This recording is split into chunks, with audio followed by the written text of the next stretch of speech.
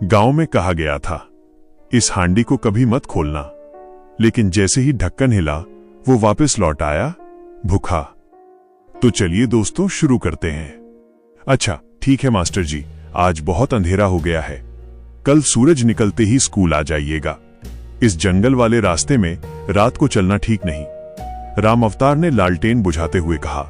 अजय वर्मा नए नए इस गांव में आया था, सरकारी स्कूल में मास्टर बनकर, पत्नी कविता और 6 साल की बेटी के साथ।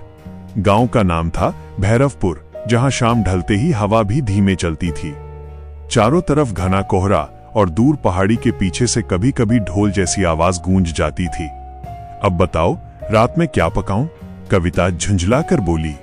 तेल भी खत्म हो गया है और नमक भी। अरे यार, मैं देख आता हूं, अजय बोला। कहीं न कहीं दुकान मिल ही जाएगी।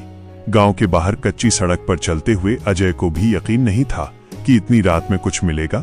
तभी अचानक एक छोटी सी दुकान, लकड़ी की बनी, टेढ़ी मेढ़ी। दुकान के अंदर बैठा था करीब 70 साल का एक आदमी। सिर पूरा गंजा, आंखें बहुत छोटी और चेहरे पर बेहद मीठी मुस्कान। आइए मास्टर साहब, मैं आपका ही इंतजार कर रहा था। अजय ठिठक गया। आप मुझे जानते हैं? गांव में नया आदमी आए और मुझे पता न चले? बूढ़ा हंसा।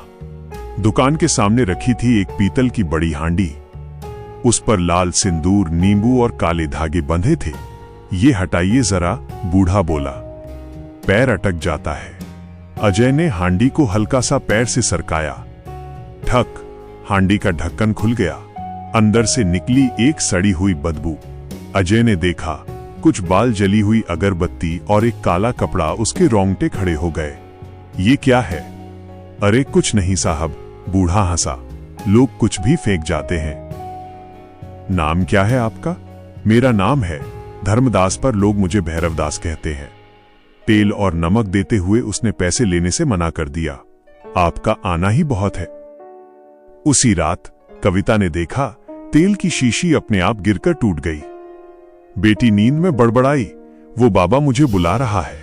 अजय को पसीना आ गया। सुबह स्कूल पहुंचते ही चपरासी बोला, मास्टर जी, कल रात जंगल के पास एक आदमी पागलों की तरह चिल्ला रहा था, कह रहा था मैं लौट आया हूं।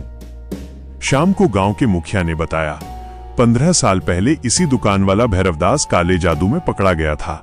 लोगों को बीमारी से ठीक करने के बहाने वो बच्चों की बलि देता था। गांव वालों ने उसे वहीं जिंदा जला दिया। उसकी आत्मा को पीतल की हांडी में बांध दिया गया।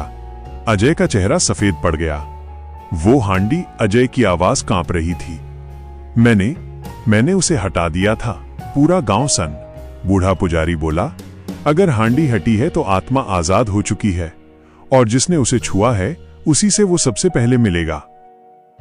अमावस्या की रात जंगल से ढोल की आवाज तेज हो गई। धर्मदास की दुकान पर अजय को भेजा गया। वो तुझ पर भरोसा करता है, पुजारी बोला। दुकान में घुसते ही भैरवदास हंसा। मास्टर साहब, आपने मुझे आजाद किया।